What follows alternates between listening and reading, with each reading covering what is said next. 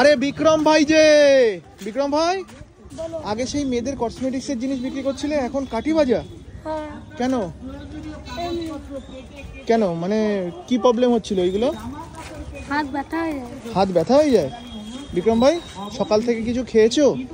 কি খেয়েছো? ভাত আলু সিদ্ধ। এখানে আমরা খাইনি সকালবেলায়, এই জাস্ট আসলাম। চলো খেয়ে আসি। হ্যাঁ নেবো তো, সব নেবো। তোমার এখানে দাম কত আছে? 400 টাকা। 400 টাকার দাম আছে, সব তোমার কাছ থেকে নেবো। ঠিক আছে, তুমি চলো চলো আমাদের সঙ্গে চলো। কিন্তু না না এইসব কথা এখন না, এখন বলো যে এখন বলো যে কেমন আছে সেটা বলো। এই যে আমার শোনো, তোমার সাথে কথাই বলবো না। কেন? এমনি।